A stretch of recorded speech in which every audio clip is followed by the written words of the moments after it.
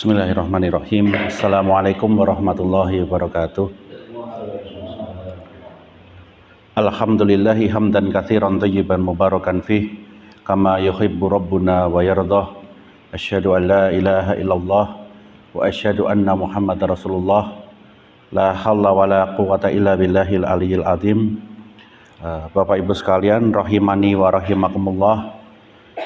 Alhamdulillah kita bisa bertemu kembali pada hari ini untuk melanjutkan pembahasan kita terkait dengan sirah nabawiyah, dengan kita membahas kejadian-kejadian yang terjadi baik pada diri Rasulullah Sallallahu Alaihi Wasallam maupun yang ada di sekitarnya, yakni kaumnya, baninya, dan juga kaum muslimin nantinya, dengan melihat urutan yang sudah disusun oleh salah seorang ulama besar, yakni Syekh Wahid Habtus Salam Bali hafizahullah ta'ala. Dan pada hari ini insya Allah kita akan menyelesaikan satu bab. Ya, jadi setelah sekian lama kita baca satu persatu, alhamdulillah kita akan menyelesaikan satu bab, yakni bab terkait dengan dari mulai kelahiran Nabi Shallallahu Alaihi Wasallam sampai Nabi diutus sebagai seorang Nabi dan Rasul. Jadi ini bagian terakhir insya Allah, dan ini membuktikan kalau kita tetap semangat, konsisten, insya Allah semuanya bisa selesai. Kadang-kadang sebagian dari kita merasa, wah kok pakai kitab, wah kok bahasanya panjang dan sebagainya. Tapi setelah dijalankan, ketika kita konsisten dan kita sabar, maka alhamdulillah bisa selesai satu persatu. Bahkan mungkin kitab-kitab yang pembahasan-pembahasan yang cukup panjang misalnya, seperti kitab Sahih Bukhari misalnya, guru kami menyelesaikan pembahasan kitab Sahih Bukhari hampir 25 tahun. 25 tahun, satu persatu hadisnya dijelaskan, rawi-rawinya, hukum-hukum yang terkait di dalamnya dan sebagainya. Satu pekan sekali selama 25 tahun. Kalau kita bandingkan Al-Imam Ibnu Hajar Al-Asqalani rahimahullah ta'ala, ketika beliau menjelaskan atau menulis kitab Fathul Bari, kitab yang menjelaskan tentang hadis-hadis di dalam Sahih Bukhari yang ada kurang lebih itu 19 jilid, beliau membutuhkan waktu 22 tahun. Membutuhkan waktu 22 tahun, dan setiap malam beliau menulis 22 tahun. Nah, seperti itulah para ulama.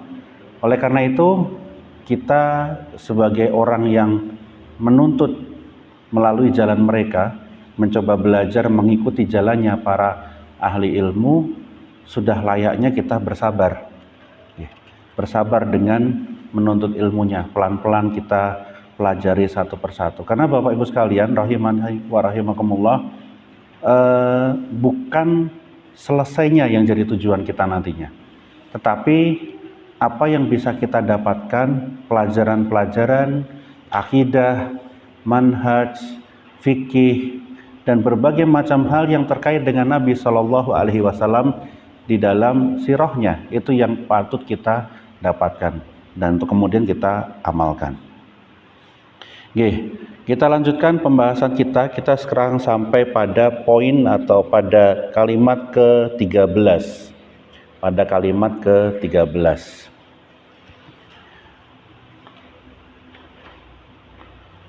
Ya. Di situ Syekh Wahid Abdus Salam Bali hafizahullah ta'ala, beliau menulis, walamma balagha sallallahu alaihi wasallama samanata wa thalathina taraddafat alaihi alamatun nubuwatihi wa tahaddatsa biha rohbanu wa kahanun. Dan ketika Nabi Shallallahu Alaihi Wasallam mencapai usianya ke-38, Ya, usia ke-38 taraddafat alaihi alamatun nubuwatihi. Semakin nyata dan semakin terlihat ciri-ciri kenabiannya. Ya, semakin lama semakin kelihatan. Nah, kalau kita lihat dari bab pertama dulu dari pasal bagian pertama dulu kita baca, dari mulai kelahiran Nabi Shallallahu Alaihi Wasallam sudah ada tanda-tanda. Ya. Misalnya ketika dari ibunya, dari ibu Rasulullah Shallallahu Alaihi Wasallam, bahwasanya terdapat sinar keluar dari dirinya yang menerangi singgasananya Busra. Nah, ini ciri-cirinya. Kemudian datang malaikat mencuci hati Nabi Shallallahu Alaihi Wasallam. Ya. Kemudian ketika dipersusukan, ya, maka domba-domba yang ada di sekitar situ beranak pinak semuanya, menjadi barokah, dan seterusnya. Banyak sekali contoh-contohnya, dan makin lama makin nyata. Misalnya ketika Nabi Shallallahu Alaihi Wasallam diajak oleh Abu Thalib untuk pergi ke Syam, di situ para pendeta sudah mengetahui kok ciri-cirinya sama, sehingga mereka menyarankan pulang saja, pulang ke Mekah, sembunyikan, jangan sampai ketahuan orang-orang Yahudi. Kenapa jangan sampai ketahuan orang-orang Yahudi? Karena orang-orang Yahudi, sebagaimana disebutkan di dalam Al-Quran, merekalah para pembunuh para nabi. Merekalah orang-orang yang membunuhi para nabi. Di antaranya Isa alaihi salam. Oleh karena itu, mereka orang-orang Yahudi itu mengetahui ciri-ciri Nabi Shallallahu Alaihi Wasallam.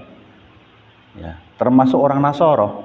Ya, di antaranya adalah pendeta Buhairoh. Ya. Pendeta Buhairoh, dia mengetahui ciri-cirinya Nabi Shallallahu Alaihi Wasallam sebagai utusan. Nah, makin lama semakin nyata, semakin jelas. Dan pada usia ke-38 ini, Nabi Shallallahu Alaihi Wasallam mulai banyak dibicarakan oleh dua pihak. Ya, wa tahaddatsa biha ruhbanun wa kahanun. Para pendeta dan kahanun. Kahanun itu artinya bentuk jamak dari kahin. Kahin itu artinya dukun. Ya, artinya dukun. Jadi mulai banyak orang yang membicarakan Nabi Shallallahu Alaihi Wasallam, dan tentunya yang dibicarakan bukan hal yang lain, tetapi tentang kenabian Nabi Shallallahu Alaihi Wasallam. Adanya ciri-ciri Nabi. Ya. Nah, diantaranya orang-orang kalau misalnya dari golongan ruhban atau orang-orang pendeta, ini adalah orang-orang Yahudi dan Nasrani. Ya. Orang-orang Yahudi dan Nasrani. Nah, mereka sudah mengetahui sifat-sifat dari Nabi Shallallahu Alaihi Wasallam dari dalam kitab mereka. Mereka sudah tahu, ya. Ya. Oleh karena itu para ulama menjelaskan, amma akhbarul yahud wa ruhbanun nasara fa amma wajadu fi kutubihim min sifatihi wa sifati zamanihi wa ma kana min ahdil anbiyaihim ilaihim fihi. Bahwasanya di kalangan orang-orang Yahudi dan Nasrani itu telah ada di dalam kitab-kitab mereka sifat-sifat dari sifat Nabi Sallallahu Alaihi Wasallam. Kemudian sifat-sifat zaman di mana nanti akan turun. Nah, ini sudah ada diceritakan di dalam kitab-kitab mereka bahwasanya nanti akan seperti ini, akan turun Nabi terakhir. Akan diutus nanti Nabi terakhir dan Rasul terakhir yang akan menyeru kepada manusia. Dan mereka hafal. Dan mereka tahu, ya, sehingga mereka mengantisipasi, jaga nih kalau nanti turun beneran bagaimana? Ya, sebagian dari mereka mengimani, ya, ingin beriman. Sebagian dari mereka ingin menghilangkan hal ini, tidak ridho. Kenapa? Karena mereka tidak menyangka bahwasanya Nabi itu akan turun dari golongan orang Arab. Karena mereka menduganya harusnya dari orang-orang Yahudi, dari keturunan Ishak. Karena selama ini nabi-nabi dan para rasul semuanya dari keturunan Ishak. Hanya Rasulullah Shallallahu Alaihi Wasallam dari keturunan Ismail. Ya, mereka tidak ingin. Artinya apa? Kalau bahasa kita mungkin nggak pengen ya fasilitas yang selama ini mereka dapatkan dipindahkan kepada orang Arab. Nah ini dari sini dari mana kita ketahuinya? Di antaranya adalah dari cerita-cerita para rahib-rahib tersebut yang dibawakan oleh Nabi Shallallahu Alaihi Wasallam.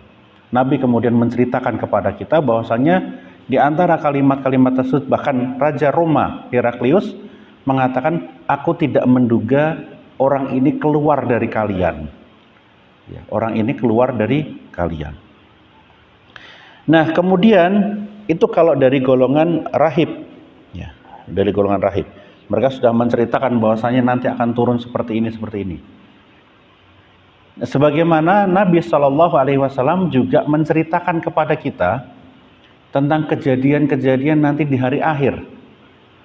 Nanti akan terjadi misalnya kaum muslimin akan memerangi orang-orang Yahudi, sehingga batu dan pohon akan berkata, wahai muslim, di sini ada Yahudi, kecuali satu pohon, yaitu pohon gorkot. Nah ini akan terjadi, sebetulnya akan terjadi betulan nantinya. Sebagaimana para rahib Yahudi dan Nasrani dulu diberitahu tentang keberadaan Nabi Shallallahu Alaihi Wasallam. Ya,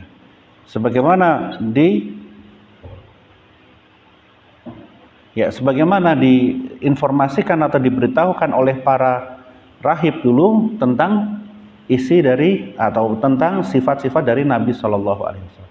Kita juga sudah dikabarkan tentang nanti di hari akhir akan ada Dajjal, akan ada Ya'jud wal Ma'jud misalnya. Maka itu akan betul-betul terjadi sebagaimana sudah diberitakan oleh Nabi Shallallahu Alaihi Wasallam. Ya, seperti itu. Jadi khobar-khobar yang dibawakan oleh para rahib-rahib tersebut di dalam kitab-kitab mereka tidak ubahnya, tidak beda dengan apa yang dikabarkan oleh Nabi Shallallahu Alaihi Wasallam tentang nanti kejadian hari akhir. Sebagian dari kita mungkin terus, wah enggak, kejadiannya enggak seperti itu. Ya. Ada yang menolak, ada yang kebingungan. Maka sikap yang paling tepat adalah kita mengimaninya sebagaimana dijelaskan oleh Nabi Shallallahu Alaihi Wasallam. Sebagaimana dulu para Yahudi, orang-orang Yahudi dan orang-orang Nasoro, mereka beriman dengan sifat-sifat yang detilnya. Misalnya ada tanda kenabian atau istilahnya stempel kenabian di antara dua pundak Nabi Shallallahu Alaihi Wasallam. Ya. Ketika orang-orang Yahudi ingin melihat itu dan Nabi Shallallahu Alaihi Wasallam memperlihatkan itu, maka ada betulan. Ya, bukan bukan kias atau bukan majas. Oh itu maksudnya ada keutamaan di antara kedua bahunya? Enggak. Mereka mengimani sebagaimana tertulis di situ. Yang tertulis di dalam kitab mereka adalah adanya tanda stempel di antara dua pundaknya, maka betul-betul dicari, ada betulan. Nah, berarti nanti tentang berita-berita tentang hari akhir, kita sikapnya sama. Yang telah diberitakan oleh Nabi Shallallahu Alaihi Wasallam bahwa nanti di hari akhir ada Ya'jud Ma'jud yang sifatnya seperti ini, atau ada Dajjal yang sifatnya seperti ini, maka kita imani secara mendetil sebagaimana Nabi Shallallahu Alaihi Wasallam menjelaskan. Seperti itu. Nah ini yang pertama dari golongan rahib. Kemudian yang kedua yang banyak membicarakan tentang kenabian Nabi Shallallahu Alaihi Wasallam pada waktu itu adalah golongan kahin, golongan penyihir, ya golongan penyihir. Dari mana Nabi Shallallahu Alaihi Wasallam informasinya bisa bocor sampai ke orang-orang penyihir ini? Dari mana? Dari mana para penyihir ini bisa tahu bahwasanya ada nanti diutus sebentar lagi akan dinobatkan, akan ditunjuk sebagai seorang nabi dan rasul, seseorang yang bernama Muhammad Sallallahu Alaihi Wasallam yang sekarang kondisinya seperti ini, tinggal di sini dan sebagainya.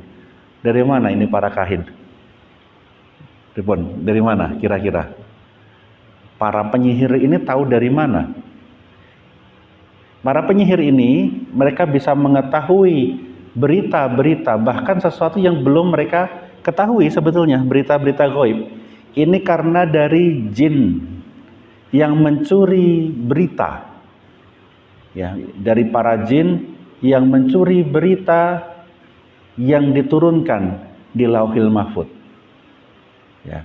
Ketika Allah Subhanahu wa taala akan menetapkan kenabian Nabi Shallallahu alaihi wasallam, Allah Subhanahu wa taala menurunkan Al-Qur'an ke Lauhil Mahfuz. Ketika itulah, dan juga firman-firman Allah yang lainnya, dan ketika itulah ya para jin dari golongan syaitan, mereka mencuri berita tersebut. Mereka curi berita tersebut, kemudian mereka bawakan ke langit dunia. Sebagiannya bisa sampai ke langit dunia, sebagiannya lagi tidak bisa. Kenapa? Karena mereka dihantam oleh bintang. Sebagaimana di dalam hadis sahih, bahwasanya sebagian dari jin ini tadi mereka mencuri berita dari langit kemudian dibawa kepada dunia. Sebagiannya dihancurkan. Nah, fungsi meteor itu kan itu sebetulnya, menembakin para jin yang mencuri berita dari Lauhil Mahfuz. Nah, mereka yang sudah sampai di dunia ini nanti, mereka akan menambahkan berita tadi yang dicuri dari langit tadi, ditambahkan beritanya dengan kebohongan, ditambah-tambahin.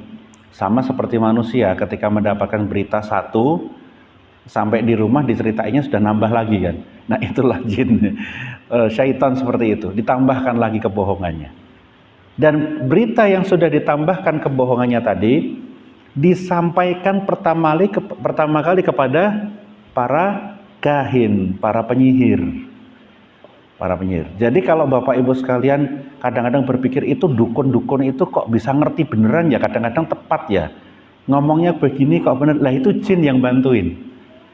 Itu jin yang bantuin, yang mencuri berita dari langit. Makanya dia bisa tahu. Ada dulu yang namanya peramal, namanya mama siapa gitu kan, yang dia katanya tahu kematiannya sendiri, padahal kematian ghaib. Dari mana dia tahu? Jin yang mencuri berita dari langit. Nah, itu membuktikan bahwasanya dicuri berita itu dari langit, disampaikan kepada dia. Makanya seolah-olah tambah benar, kelihatannya benar.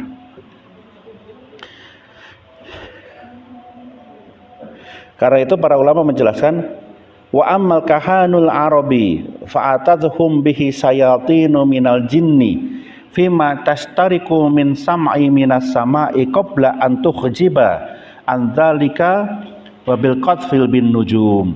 Sedangkan para penyihir dari golongan Arab ini tadi, maka didatangilah mereka itu. Jadi datanglah kepada para penyihir ini sayatinu minal jinni, syaitan-syaitan dari golongan jin.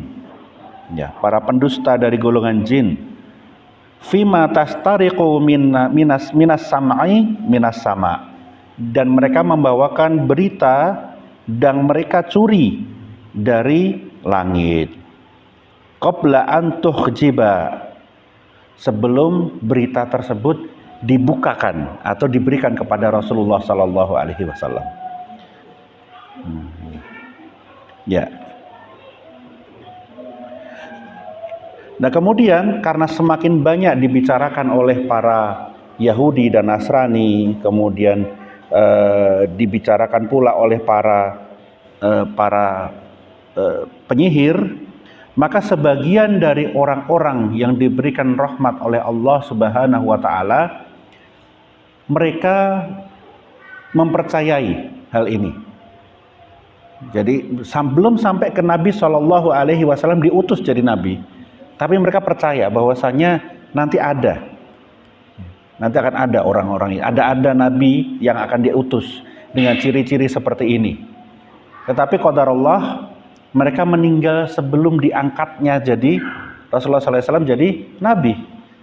Di antaranya adalah yang bernama Zaid bin Umar atau bin Amru bin Nufail. Zaid bin Amru bin Nufail. Ini adalah salah satu orang soleh, ya, orang yang rahim di zaman jahiliyah. Dan Zaid ini kemudian dari keluarga Zaid ini ada yang masuk Islam, ya, yaitu Sa'id bin Zaid. Sa'id bin Zaid adalah salah satu orang dari 10 orang yang diberi kabar oleh Nabi Shallallahu Alaihi Wasallam, ya, bahwasanya dia akan masuk surga.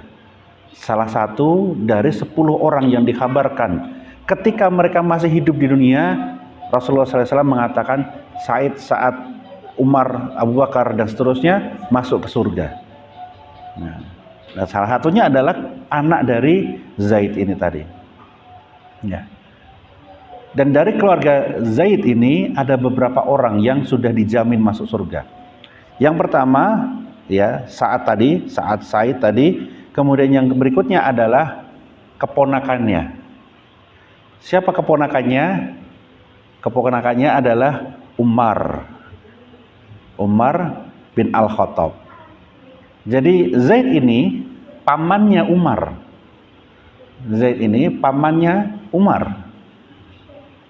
Dan pamannya saja sudah soleh, sudah rahim orangnya. Keponakannya menjadi pembela Islam, dijamin masuk surga. Anaknya menjadi salah satu orang yang dijamin masuk surga. Lalu apa kelebihannya Zaid ini? Zaid ini, ya, dijelaskan oleh para ulama di dalam hadis berdasar pada hadis-hadis yang dibawakan oleh Al-Imam Ibn Hisham, An-Nasai dan sebagainya, bahwasanya Zaid ini adalah orang yang selama di masa jahiliyahnya tidak pernah mengikuti upacara-upacaranya orang jahiliyah, menghindari dan tidak mau ikut-ikutan pada upacara-upacara di hari rayanya orang-orang jahiliyah, dan tidak mau mempercayai, ya, hal-hal yang diajarkan oleh orang-orang jahiliyah.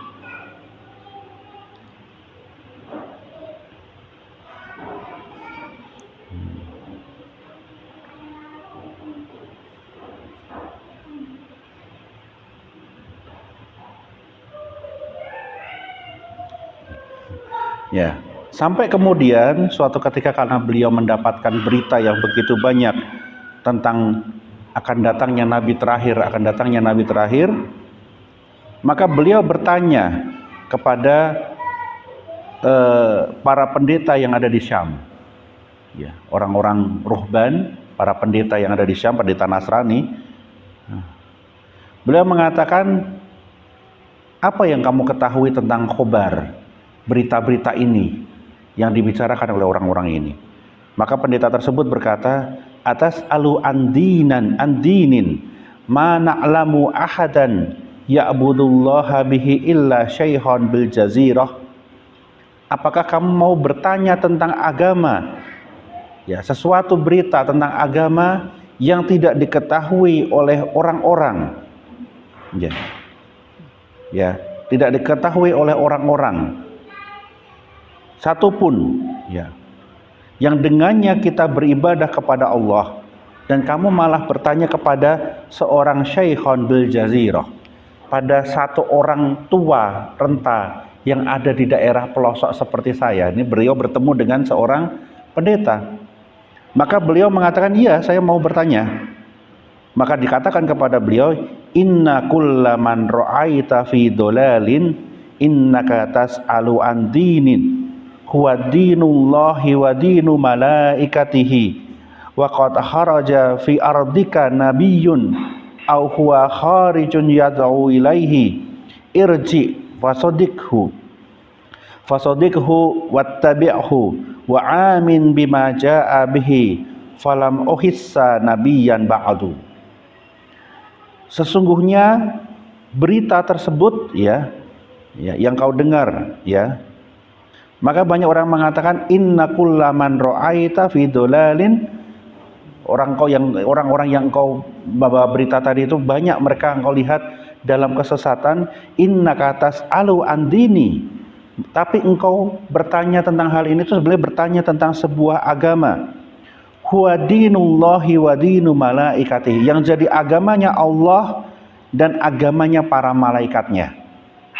Wa qad kharaja fi ardika nabiyyun, sesungguhnya akan keluar dari daerahmu nanti, ya, nabiyyun, seorang nabi, au huwa kharijun yad'u ilaihi, dan dia nantinya akan dikeluarkan dari situ, diusir karena dia menyeru kepadanya, menyeru kepada agama tersebut.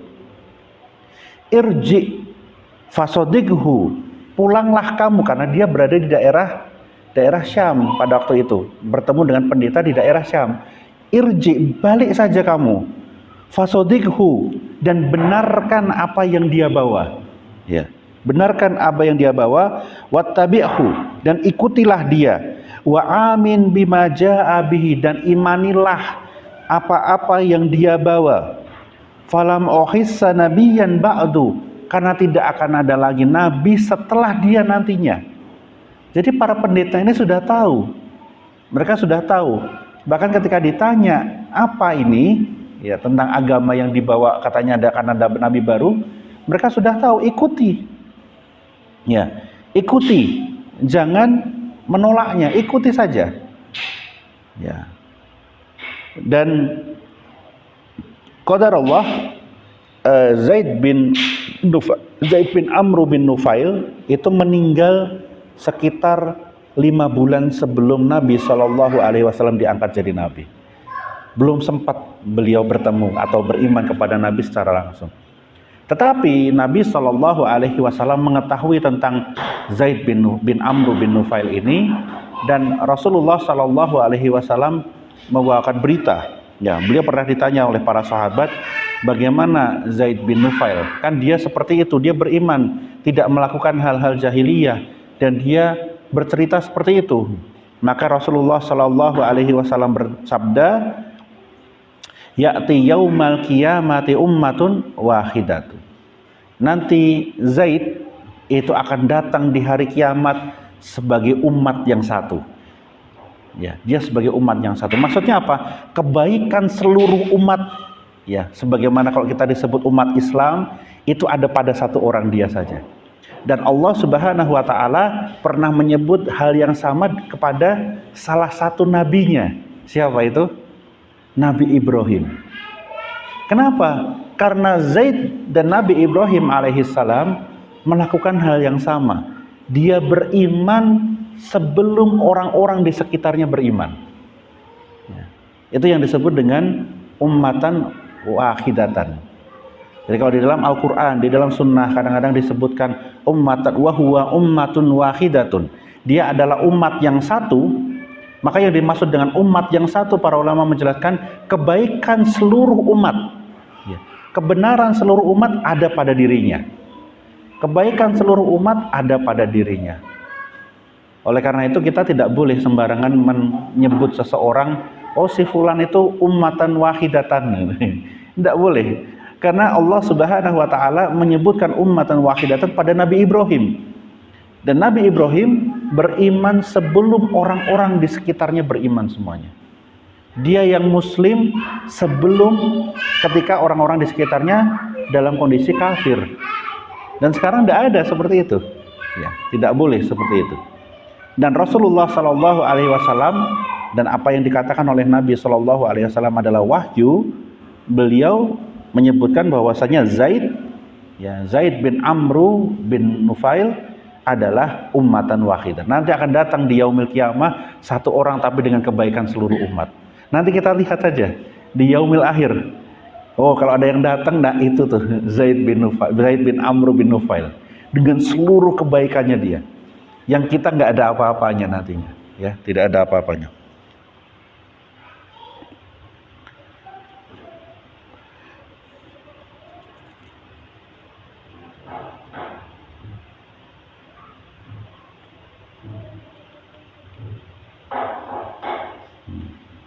Nah, kemudian pendeta yang lain, misalnya orang-orang dari golongan orang Nasrani, di antaranya adalah pendeta yang bernama Waraqah bin Naufal.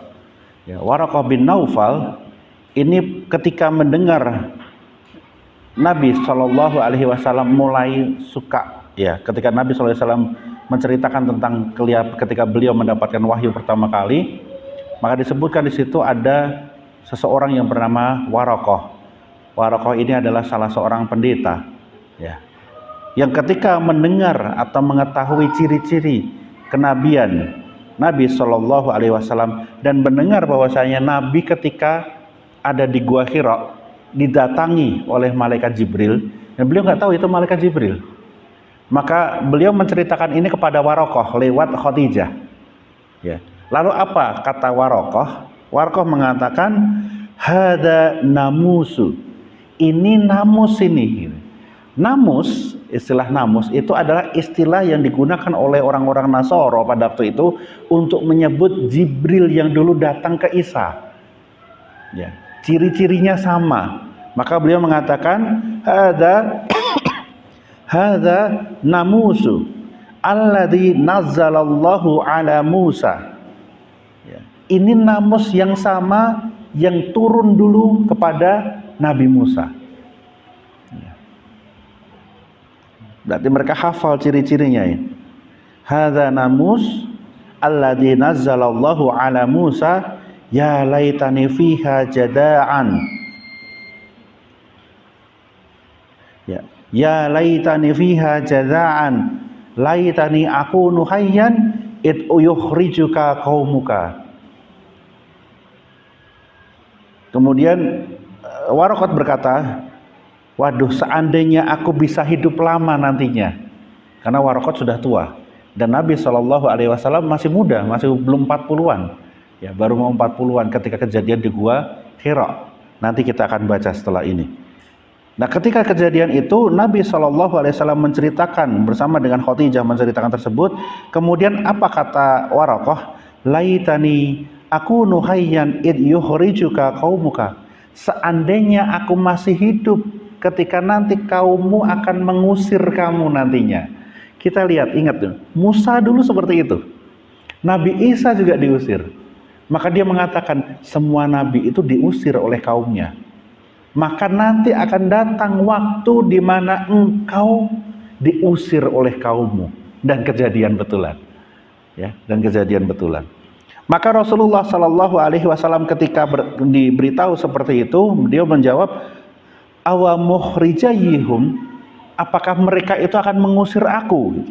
Qala, maka Waraqat mengatakan, na'am, ya, lam ya'ti rajulun qattan bimithli ma ji'ta bihi illa udiya wa in yudrikani qaumuka ansuruka nasran mu'azzaran summa lam yanshab Waraqat antuwaffa.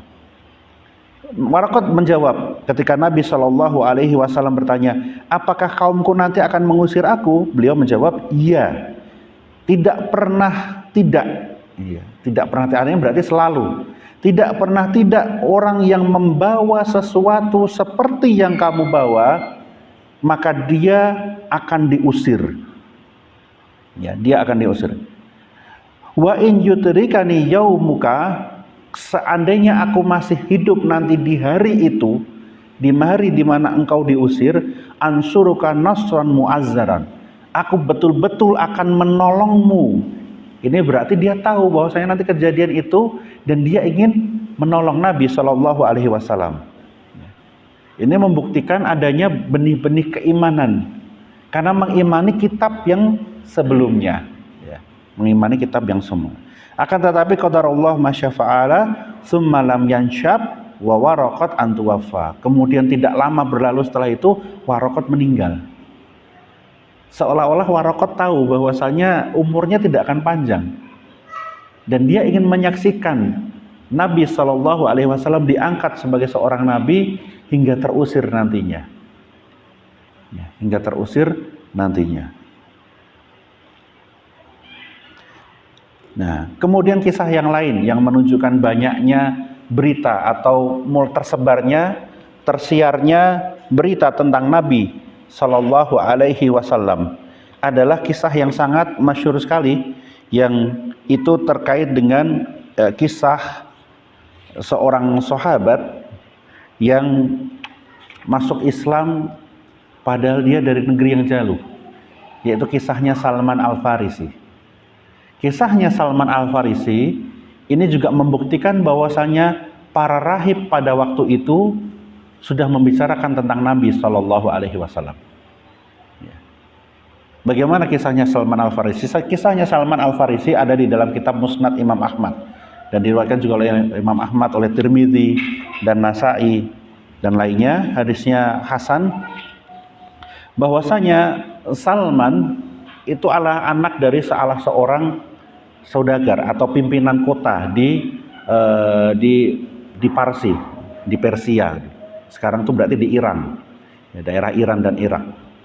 Nah, suatu ketika dia diminta oleh orang tuanya untuk menjagakan api, karena orang-orang Persia pada waktu itu menganut agama Majusi, menjagakan api ketika harus ke Kanais, ke kuilnya mereka, maka dia melewati suatu tempat di mana orang-orang beribadah. Orang-orang tersebut beragama Nasoro. Orang-orang tersebut beragama Nasoro, mereka beribadah sebagaimana ibadahnya Nabi Ibrahim. Ya, mereka beribadah. Kemudian dia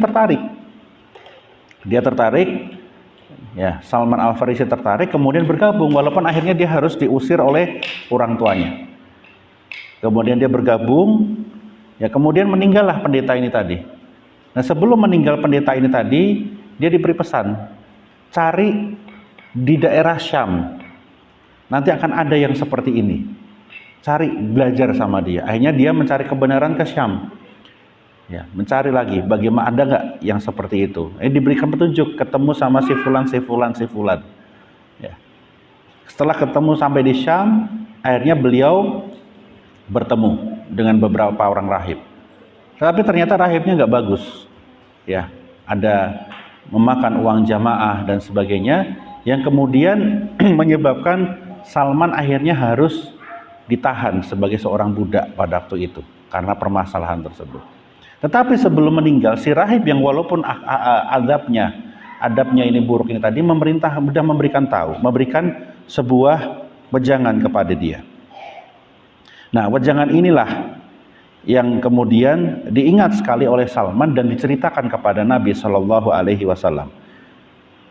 Dia mengatakan, ayu bunaya wallahi ma'alamuhu asbaha ala ma kunna alaihi ahadun minan nasi amuraka an ta'tiyahu walakinnahu qad dalalaka zamanun nabiyyin wa huwa mab'utsu bidini Ibrahim alaihi salam rahyahruju bi ardil arab.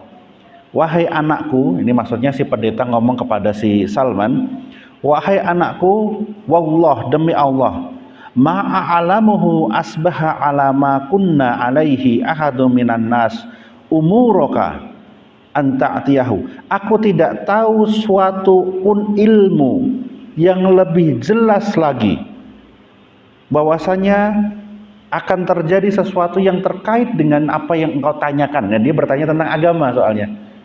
Yang terkait dengan agama yang hak yang engkau tanyakan tadi, kecuali sesungguhnya telah dekat zamannya kedatangan, ya, telah dekat zamannya Nabi wa huwa mab'utsu bidini Ibrahim alaihi salam.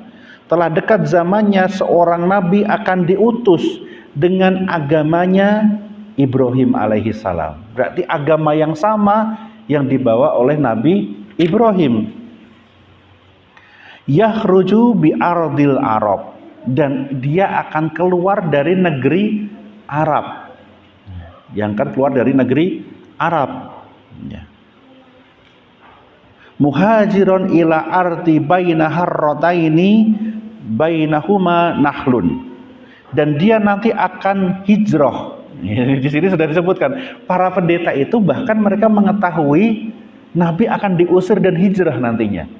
Berarti khabar yang ada di Ahlul Kitab itu sangat detail tentang Nabi Shallallahu Alaihi Wasallam. Bukan hanya diberitahukan bahwasanya nanti akan turun Nabi bernama Ahmad, ini yang diambil di dalam Al-Quran, tetapi sampai hijrahnya, dia akan terusir dan hijrah pun mereka tahu. Ini buktinya si pendeta tadi mengatakan muhajiron ila ardil baina harrataini bainahuma nahlun. Dia akan pergi hijrah ke suatu tempat baina harrataini. Yang dimaksud dengan harrataini itu Harut. Jadi maksudnya daerah pepatuan gunung batu di antara dua gunung batu yang di situ banyak kurmanya. Lah ini ciri-cirinya Yathrib pada waktu itu.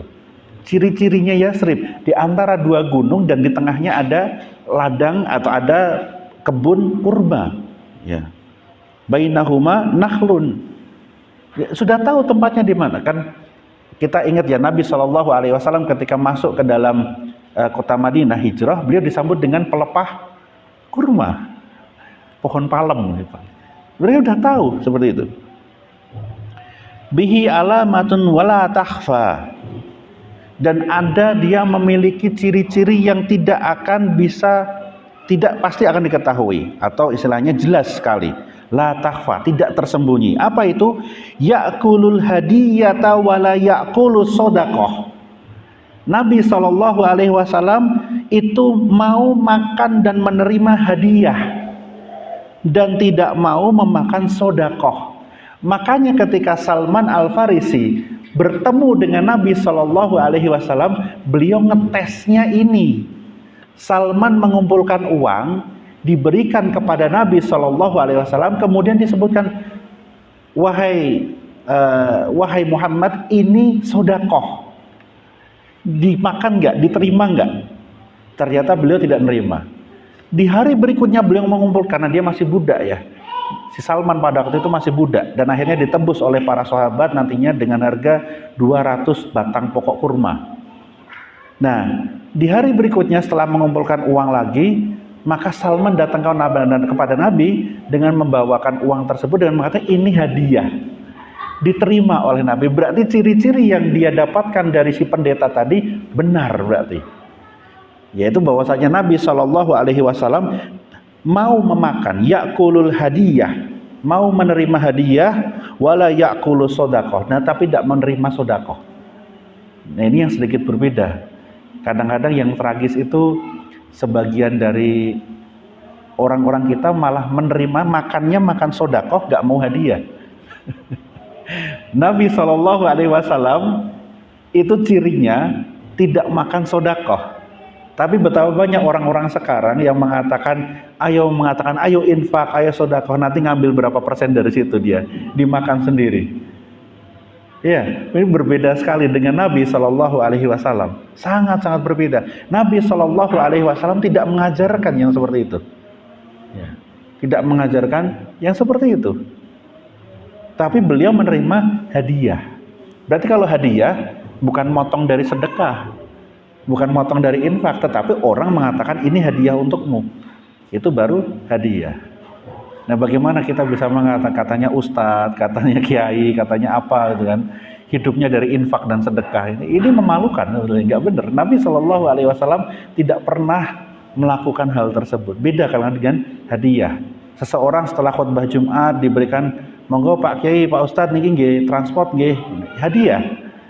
Nggih, bukan dari jamaah yang dikumpulkan tadi, dana yang dikumpulkan dari jamaah, sebagiannya kan infak itu. Sebagiannya disisihkan untuk si ustadznya, bukan seperti itu. Masya Allah. Nah, ini berbeda sekali. Nabi Shallallahu Alaihi Wasallam tidak makan sedekah, tidak makan sedekah. Ngapunten, ini kadang-kadang kalau sebagian orang kita tahlilan, nasib berkatnya itu kadang-kadang nyebutnya apa itu? Sedekah. Padahal Nabi Shallallahu Alaihi Wasallam kalau nggak berhak, beliau nggak makan sedekah itu. Iya ya. Kadang-kadang ini kan sedekahnya anak yatim, ini kan sedekahnya apa kalau habis ada yang meninggal. Nabi Shallallahu Alaihi Wasallam tidak makan sedekah. Ini hadisnya. Ciri Nabi, ciri kenabian yang bahkan orang Yahudi dan Nasrani mengetahuinya, orang itu tidak makan sedekah tapi makannya hadiah. Seperti itu hikmah yang paling besar nih, salah satu hikmah besar yang kita ketahui dari kisah ini. Jadi Salman Al Farisi mendapatkan berita tadi, ya'kulu hadiyata wala ya'kulu shadaqah, baina kanifaihi khatamun nubuwah, dan di antara dua pundak beliau itu di bagian belakang sini ada tanda kenabian, semacam bekas, semacam apa ya, stempel ada di sini nih. di bagian belakang pundaknya Nabi Shallallahu Alaihi Wasallam, di bagian antara kedua bahunya. Itu ada tandanya di sini. Seperti itu. Makanya Bapak Ibu sekalian, rahimani wa rahimakumullah, Bapak Ibu ketika belajar tentang ciri-ciri Nabi begini, diingat-ingat. Kalau alhamdulillah suatu ketika kita bermimpi ketemu Nabi, kita tahu itu Nabi beneran atau tidak, lihat ciri-cirinya. Kalau orang nggak pernah belajar tentang ciri-cirinya Nabi, nggak tahu ciri-cirinya Nabi, kemudian dia ngomong bermimpi ketemu Nabi, lah bagaimana dia bisa tahu itu Nabi beneran bukan syaitan? Jangan-jangan syaitan, memang betul syaitan tidak bisa menyerupai Nabi Shallallahu Alaihi Wasallam, tapi kan bisa nyerupai orang lain terus ngaku Nabi. Nah, caranya berarti gimana? Kita ketahui ciri-cirinya Nabi apa? Ya di antaranya itu tadi, di antara bahunya ada tandanya ini, kemudian rambutnya seperti apa? Berapa banyak rambut putih yang ada di rambut putih, apa itu uban? Ubannya di jenggot Nabi itu ada berapa banyak? Nanti ngimpi ketemu Nabi, jenggotnya putih semua. Ini Nabi palsu kayaknya ini. Seperti itu. Ini cara yang paling mudah. Kalau ada orang yang ngaku mimpi ketemu Nabi Shallallahu Alaihi Wasallam, tanyakan ciri-cirinya Nabi gimana. Nabinya tinggi banget, nggak mungkin. Nabi itu nggak tinggi banget. Nabi itu tingginya setengahan, seperti sewajarnya orang. Nggak tinggi banget, nggak rendah banget. Badannya nggak gempal gede, tapi nggak kurus, biasa. Dadanya bidang. Kemudian rambutnya seberapa? Rambutnya antara ini telinga sampai leher nih, segini nih rambutnya. Ya, ketika zamannya Salman Al-Farisi agak panjang dikit dan beliau membuka nanti begini. Di hadis ini dibukakan seperti ini, ada tanda khotamnya di sini, di bagian punggungnya belakang ada khotamnya. Dilihat oleh Salman Al-Farisi. Itu yang beliau kemudian mengatakan aku beriman. Nah, kalau kita nggak tahu ciri-cirinya terus ngakunya ngimpi ketemu Nabi, gimana buktiin itu Nabi beneran? Jangan-jangan Nabi palsu. Udah ngimpi ketemu Nabi, tak kasih sedekah dimakan, berarti bukan. Seperti itu. Jadi di antara dua bahunya terdapat tanda khotam. Fa in istata'ta antal haqqo bitil kabila di faf'al. Apabila engkau mampu untuk pergi ke tempat negara itu tadi, maka ke tempat tadi ya, ke tempat Yasrib tadi, pergilah ke sana. Jadi orang Yahudi, orang-orang Nasara sudah tahu, bahkan menyuruh Salman Al-Farisi untuk ke sana untuk menemui Nabi terakhir tersebut. Kita adzan dulu ya. Kita tunda dulu untuk adzan, insyaallah sebentar lagi. Kemudian selain kisah atau berita-berita dari para Yahudi, dari para pendeta Yahudi dan Nasrani, kemudian para kahin, maka salah satu yang semakin nampak sebagai ciri dari kenabian Nabi Shallallahu Alaihi Wasallam adalah pohon dan batu terdengar memberikan salam kepada Nabi Shallallahu Alaihi Wasallam. Dan di antara sahabat ada yang mendengar salamnya. Jadi ini bukan Nabi Shallallahu Alaihi Wasallam cerita sendiri saja, tetapi di antara para sahabat ada yang mendengar pohon dan batu memberi salam kepada Nabi Shallallahu Alaihi Wasallam. Siapa sahabat itu? Ali bin Abi Thalib. Makanya di dalam hadis yang dibawakan oleh Al-Imam Ibnu Sa'ad di dalam Tabaqatul Kubra dan juga Al-Hakim di dalam Al-Mustadrak, hadisnya sahih. Ali radhiyallahu anhu pernah berkata, "Kunna ma'a Rasulillahi sallallahu alaihi wasallam bi Makkah." Kami pernah bersama dengan Nabi sallallahu alaihi wasallam, dengan Rasulullah sallallahu alaihi wasallam di Mekah. Faharaja fi ba'di nawahiha. Kemudian kami keluar untuk sebagian keperluan kami. Famastaqbalahu sajarah. Kemudian kami menghampiri dekat-dekat dengan sebuah pohon. Wala jabalun illa, dan juga pohon dan juga gunung ya. Jadi kami tidak mendekati pohon dan gunung kecuali qala salamu alaika ya Rasulullah. Kecuali keduanya akan ngomong salamu alaika ya Rasulullah. Ali yang mengatakan seperti itu, beliau mendengarnya. Sedangkan yang Rasulullah Shallallahu Alaihi Wasallam sabdakan adalah beliau mengatakan di dalam hadis yang dibawakan oleh Imam Muslim, inni la a'rifu hajaran bimakata kana yusallimu alayya qabla an ub'atsa inni la a'rifuhu al'an. Nabi Shallallahu Alaihi Wasallam berkata, sesungguhnya aku tidak mengetahui batu-batuan di Mekah itu ternyata nyalamin saya. Beliau mungkin tahu tapi nggak paham itu apa sebetulnya. Karena yusallimu alayya qabla an ub'atsa, sebelum aku diutus sebagai seorang nabi. Jadi sebelum beliau diutus sebagai seorang nabi, pohon-pohon dan batu-batuan itu memberi salam kepada Nabi Shallallahu Alaihi Wasallam.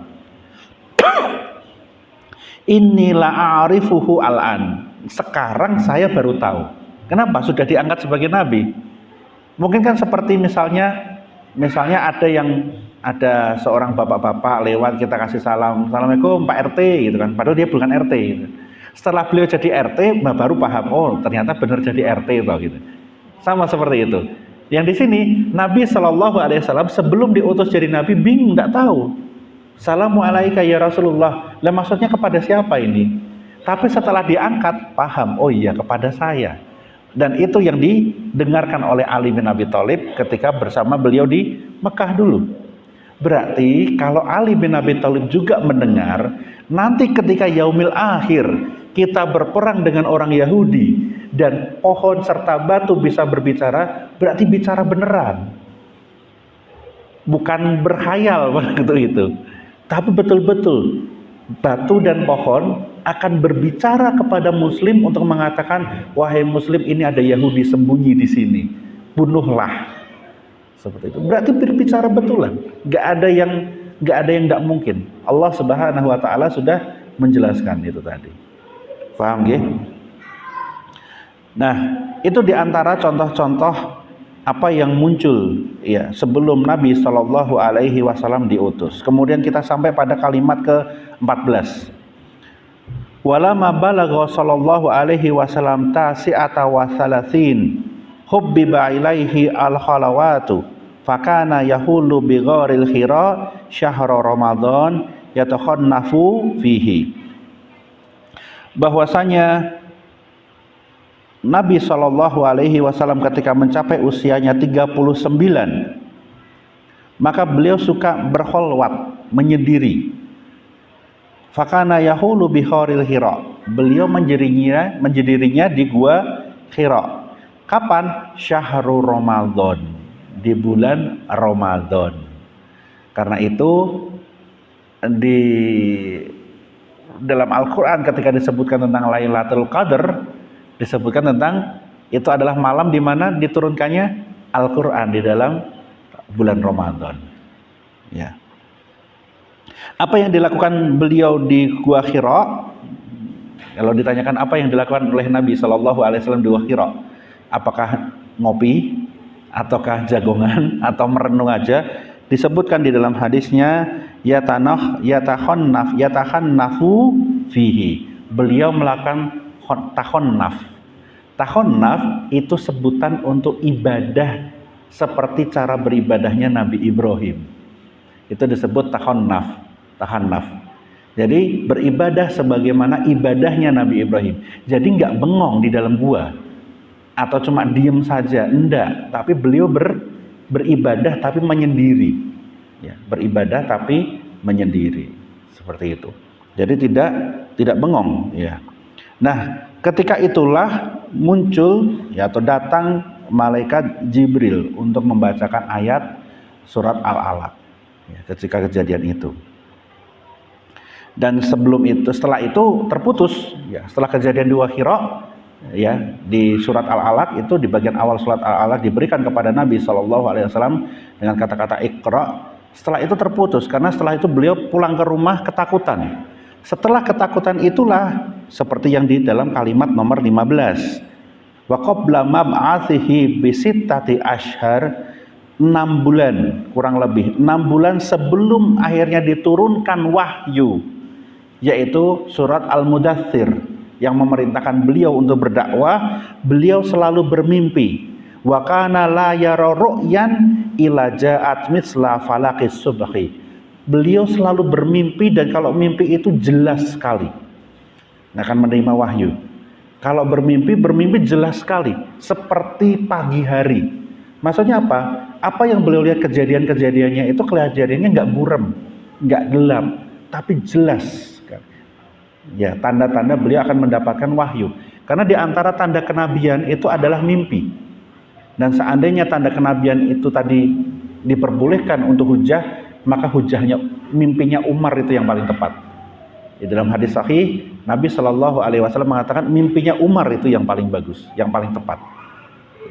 Tapi tidak boleh semua orang berhujah dengan mimpi. Gitu kan. Nah, salah satunya adalah disebut tanda kenabian adalah ini, bahwasanya beliau mendapatkan mimpi.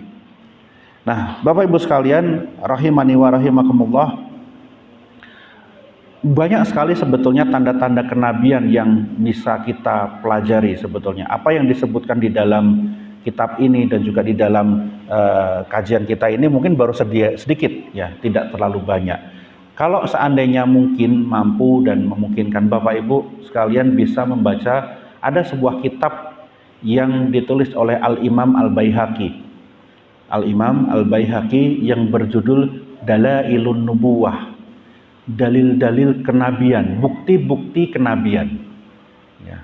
Dan di situ beliau mengumpulkan ribuan riwayat yang menunjukkan tanda-tanda kenabian Rasulullah Shallallahu Alaihi Wasallam.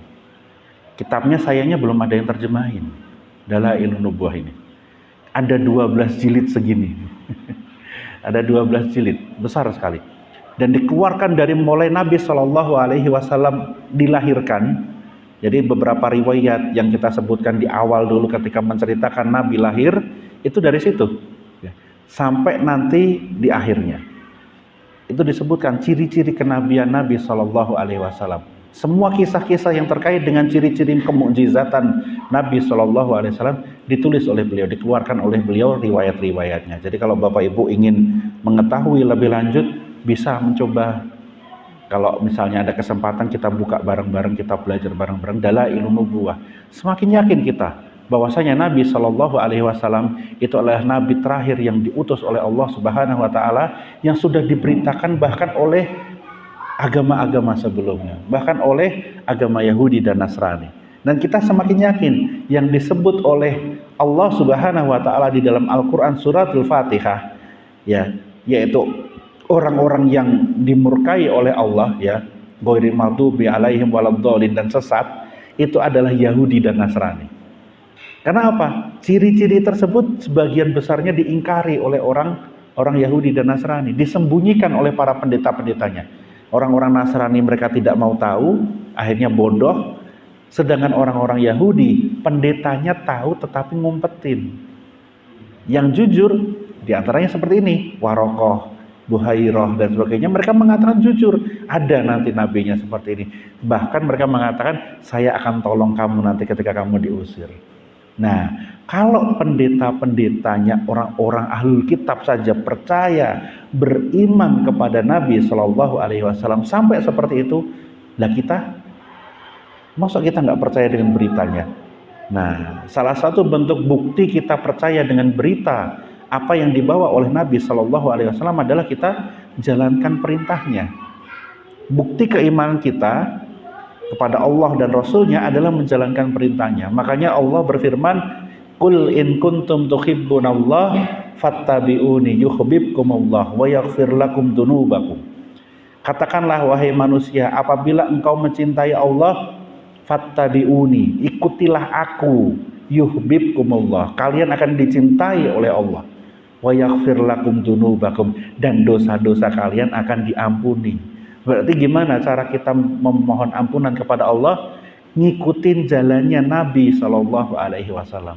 Dan itulah gunanya kita belajar sirah beliau, supaya kita tahu jalannya seperti apa yang telah beliau lalui, yang telah beliau ajarkan. Seperti itu mungkin insya Allah. Tadi pertanyaan tadi ya, berapa banyak jenggotnya Nabi Shallallahu Alaihi Wasallam yang beruban ketika beliau meninggal? Jadi nanti kalau ketemu Nabi di mimpi, hitung, kok lebih satu, gak mungkin kamu bukan Nabi. Berapa biji? Berapa banyak? Berapa banyak uban yang ada pada jenggotnya Nabi Shallallahu Alaihi Wasallam dan juga di kepalanya? Semuanya ada berapa? Ada 20. Ada 20 lembar yang beruban. Sedikit berarti putih, berarti hitam. Rambut Nabi Shallallahu Alaihi Wasallam selama hidup hitam, tapi tidak hitam-hitam banget, agak sedikit apa namanya, kalau hitam banget, hitam tunteng gitu ya, seperti ngapunten page-nya Bapak itu, tidak seperti itu, agak-agak sedikit agak kuning merah, ya, agak sedikit kekuningan kemerahan. Tetapi dari situ kelihatan hitam. Dan kalau dari ubannya cuma ada 20 biji. Nah, nanti sampai rumah Bapak Ibu bisa hitung ubannya sendiri. Bonusnya kebanyakan. Nabi Shallallahu Alaihi Wasallam cuma ada 20 lembar atau 20 apa ya namanya, 20 helai. 20 helai rambut. Jadi nanti kalau ketemu di dalam mimpi, ketemu ngomong, ada orang ngomong saksi saya Nabi gitu kan, lihat dulu jenggotnya. Loh, kok banyak jenggotnya? Nggak mungkin ini. Nggak mungkin yang seperti ini, seperti itu. Nah, itu gunanya kita mengetahui tentang ciri-ciri Nabi Shallallahu Alaihi Wasallam. Ada kitab bagus sekali yang sudah diterjemahkan ke bahasa Indonesia juga. Nanti mungkin Bapak Ibu bisa nyari ya. Kitab yang berjudul Syama'il Muhammadiyah. Syama'il Muhammadiyah. Karya Al-Imam At-Tirmidzi. Kitab Syama'il Muhammadiyah karya Al-Imam At-Tirmidzi ini isinya adalah riwayat-riwayat tentang ciri-cirinya Nabi. Ya, tentang ciri-cirinya Nabi. Coba deh, misalnya bisa dibeli atau minjem di mana, baca. Nanti akan ketemu ciri-cirinya Nabi seperti apa. Kebayang. Ya. Itu kunci pertama untuk kita bisa bermimpi ketemu dengan Nabi Shallallahu Alaihi Wasallam. Untuk memastikan yang ketemu sama kita di mimpi itu betul-betul Nabi Shallallahu Alaihi Wasallam. Kalau tidak kenal ya tidak tahu. Dihapusi juga bisa nantinya. Seperti itu. Kan orang sekarang lebih senang gitu yang aneh-aneh ya. Nah, yang akunya mimpi ketemu Nabi gimana bentuknya? Agak gendut perutnya, bohong banget ini. Nabi bentuknya kotaknya seperti, kalau dikatakan itu seperti roti yang ditumpuk. Ya Bapak Ibu bisa umpamakan roti gembung kalau ditumpuk-tumpuk itu kan berkotak-kotak ya. Ada six pack-nya. Ada six pack-nya. Loh, Nabi kok gendut? Wah, ngapusi. Dan satu faedah yang kita dapatkan terkait dengan apa yang kita baca pada hari ini adalah bahwasanya ketika Allah Subhanahu wa taala mengutus nabi dan rasul, pasti akan diikuti ciri-ciri kedatangannya yang zahir, yang nyata. Tidak ada datang nabi atau rasul tahu-tahu ngaku sebagai nabi dan rasul dan kita nggak tahu ciri-cirinya. Pasti sudah diberitahukan.